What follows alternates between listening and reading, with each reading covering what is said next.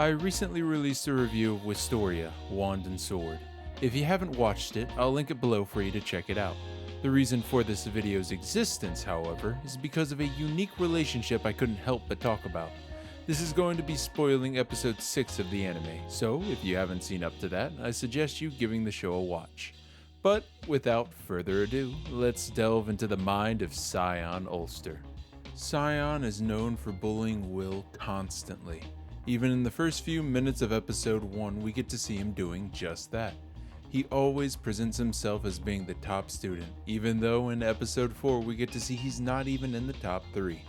He still holds himself with an immense amount of prestige, kind of like how anime presents a nobleman. However, in episode 1, that self-image was shattered by the worst student in the classroom.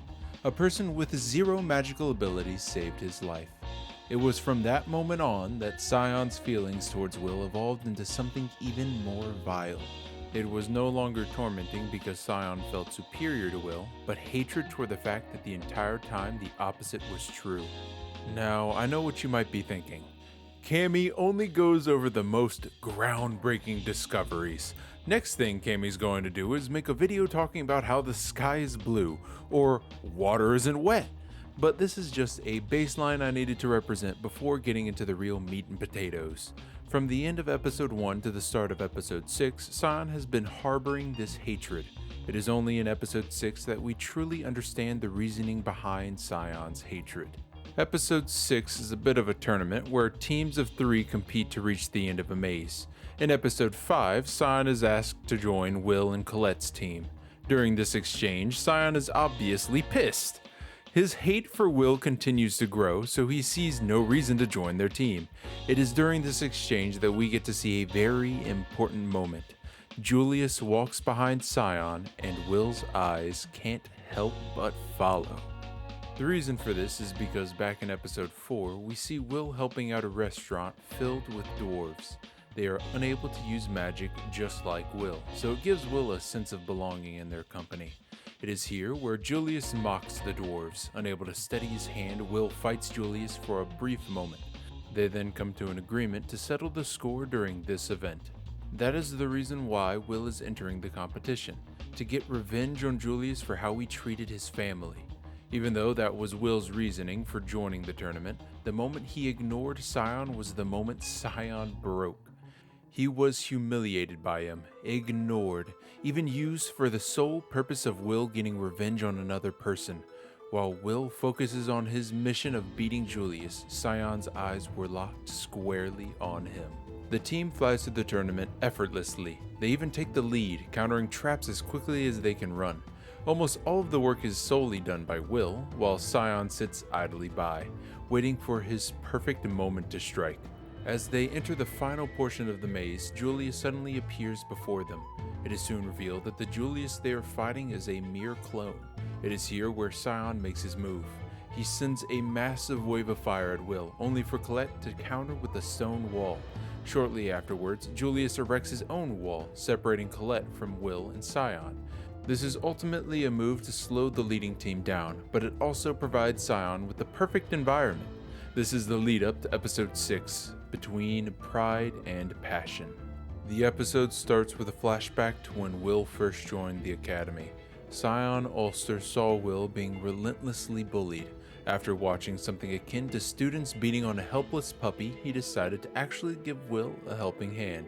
Though Sion was only offering Will to be his underling, you have to think of it through Sion's point of view. A person filled with pride is offering a helping hand to the most pathetic student in the entire school. This isn't some sort of show to parade himself as a good person. This is Sion actually feeling bad for Will. But because of Will's already fortified mindset, he simply asks to be left alone. Will gave up on the idea of having friends in school. He gave up on the charade of pretending he is anything but a worthless mage. All he wanted at that point was to be left alone.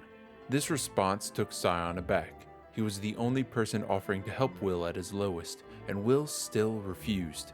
Sion then sees Will peering up at the tower and realizes something. Will was never looking at him. Everybody in class was focusing on bullying this magicless kid. but the only thing in his eyes was the title of Magiavander.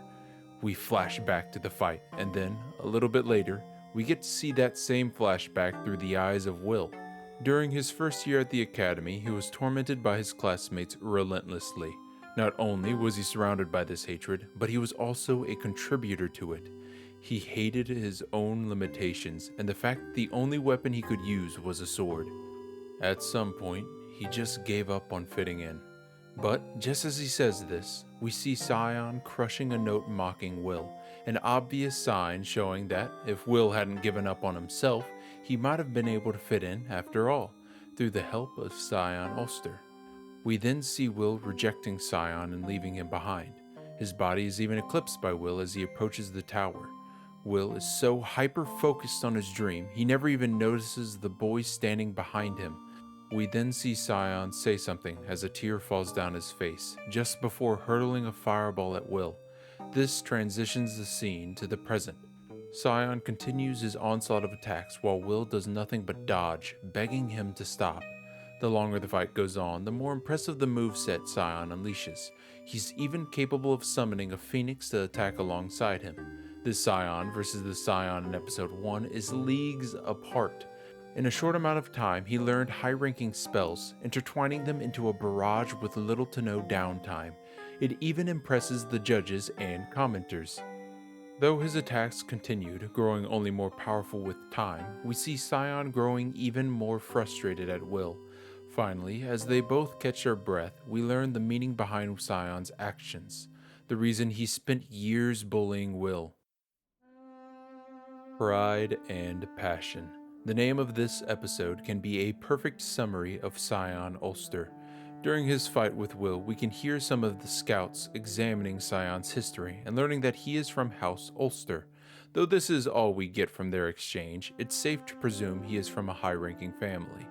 I'm not sure how much of this fact bleeds into his attitude, but it is not far-fetched to assume that his family could have emotionally neglected him. This breadcrumb reasoning only fortifies what Sion would end up screaming at the top of his lungs. But moments before his outburst, we see Will attempting to reason with Sion once more, saying that they have no reason to fight, that his real opponent is Julius.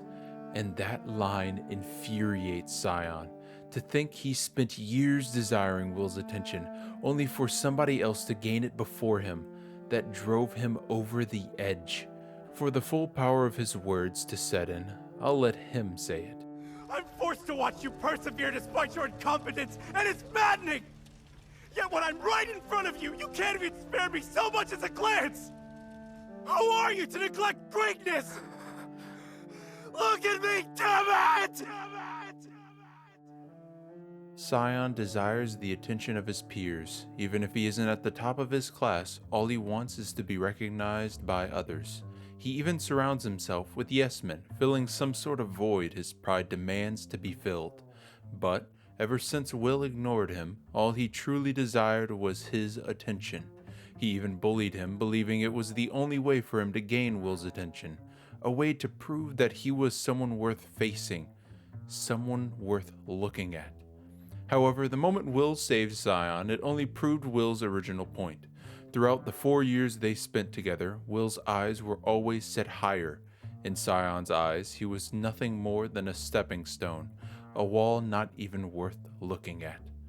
All he ever desired throughout those 4 years was to be seen, to be truly looked at as an equal instead of some pebble resting beside a towering rock. We can even see this through the motif of reflections commonly used throughout the show. There have been times when Will was reflected in Sion's eyes, but I couldn't find a single instance of the opposite occurring. Hi, Future Cammy here. I was editing over the video and I noticed that I was actually mistaken. There is one instance where I saw Will have Sion's reflection in his glasses, and that one time, I'll put it on the screen right now, was when Sion had a change of character after being saved by Will. And the only way that he was able to get Will's attention was when he went up and started harassing him. He started bullying him again. Now, there's a few ways that you can look at this. You can see it as the only way that Will can get, or Sion can get Will's attention is whenever he's bullying him. And that's the only time that he's actually in his line of sight. which is why Sion does it, or you can see it as since Sion had this change of character, Will is now able to see him, but he's only able to see him as what he is, just a lesser. All right, now back to past Cammy. Since the very beginning, Sion has strived for Will's attention, and Will has strived for his dreams. Though Will casted out the notion of acceptance, he still desired it constantly. And now, through both of their perseverance for what they desire, they finally meet as equals. Will places the goggles on his head. As they rest firmly in their place, you can finally see Sion's reflection. Will accepts Sion's emotions, solidifying a true rivalry. After seeing this scene, it really reminds me of a similar scene between Deku and Bakugo. Deku suddenly gained powers, becoming All Might's pupil and surpassing all of Bakugo's expectations. Though their fight is a multi-layered affair, the end result of that fight was the creation of a healthy rivalry. Another similarity is how the fight came to be. Deku came to possess a massive power which he never had before. It drastically shook up the power dynamic of their relationship, resulting in a further breakdown of Bakugo's psyche. We also have their original relationship being that of a bully and a victim. It's not a one-to-one comparison, since one of the reasons Bakugo entered that state of mind was because All Might lost his powers. But the similarities are clear enough for me to draw that comparison. Heading back to Wistoria, just as the fight reaches its climactic end, Colette stops the two from continuing. This tournament wasn't just to initiate a fight between Sion and Will after all. Will still had Julius to teach a lesson. I won't go any further into the story. Hopefully, if anything, I made you all want to watch it. I just thought that the way they portrayed Sion's desires for Will's attention was a fun and unique take. If you've already seen this episode, I hope you all gained a further appreciation for Sion's character. And if you haven't seen this anime, you can watch my review to see if this is a show for you. Let me know in the comments if you think Sion's evolution was given justice or if they needed to cook on it a little bit longer. As for Cammy time, thank you guys for coming and watching. Like, comment, subscribe, and as always, Johnny.